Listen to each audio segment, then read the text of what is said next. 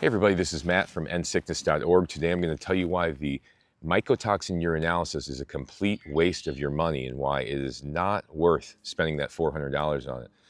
And let me first say I'm not a medical doctor. This is not medical advice. This is for informational and educational purposes only. Let me get back to it. The mycotoxin urinalysis is a complete waste of money. I'm going to tell you why. The amount of mycotoxins in your urine does not dictate how sick you're getting from these mycotoxins. I've seen before on various tests. Specifically, let me give you an example. My mom got a mycotoxin urinalysis and so did my daughter. My mom's levels were 15 times what my daughter's were. They were living in different homes, but the point was her levels were 15 times what my daughter's were. And she only had migraines, she only had some food sensitivities, sleep issues, when my daughter was literally disabled and had her eyes were crossing, itching until she bled, couldn't sleep, convulsing in her sleep. I mean, she was literally disabled with 1/15 the levels of what my mom had. So it was clear that the amount of mycotoxins in your urine is actually not the indicator of how sick the person's getting or if mold illness is even present. You could have elevated mycotoxins in your urine and be symptom-free. It's more about how sensitive you are to the mycotoxins than it is about how much of the mycotoxins are in your urine, in your body.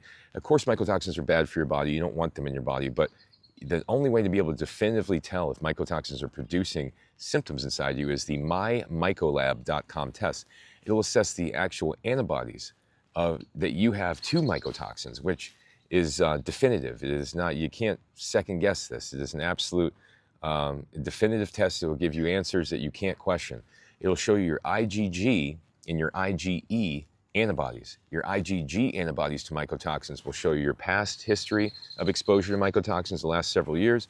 Your IgE antibodies will show you your last 30-day exposure. It'll tell you if you've been exposed in your past, if you're being exposed now, and if your immune system is perceiving this exposure as a threat. And that's the most important thing. You can have a little bit of mycotoxins that are causing a huge problem if someone's super, super sensitive. Or you could have a ton of mycotoxins that are causing no problem because the person isn't sensitive. The key is the underlying sensitivity the person has to the mycotoxins. That's what determines if the person's becoming sick from the mycotoxins or not. So ditch the old urinalysis. This is based on practitioners that are so outdated. They think they call themselves mold illness practitioners, but they don't even know what they're doing. They're thinking that it's all based upon the quantity of mycotoxins, not how sensitive the person is. They're believing that the mold's colonizing people. Oh, it's colonized them. That's why when they got a mold test in their home and their home shows there's no mold, but they're still showing mold symptoms, it must be because they're colonized by the mold. No, that's BS also, okay? People get colonized by the mold are people with cancer and AIDS, right? Not Joe and Susie down the street with autoimmune disease. That doesn't make sense.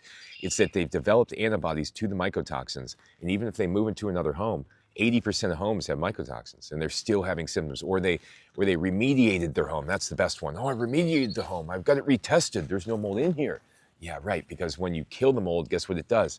It releases more mycotoxins that saturate the porous surfaces, saturate the porous material in your home, and guess what? The mycotoxins are still there, and they're even higher after the remediation. So don't buy into this BS that their mold practitioners are telling you out there. They are not experts because they have never been through it themselves, okay?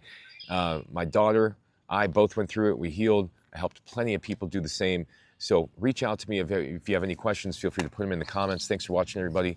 And go to my website, endsickness.org, for hundreds of videos, hundreds of articles in real truth, information that's based on my experiences and the experiences I've had with plenty of clients. Thanks for watching, everybody.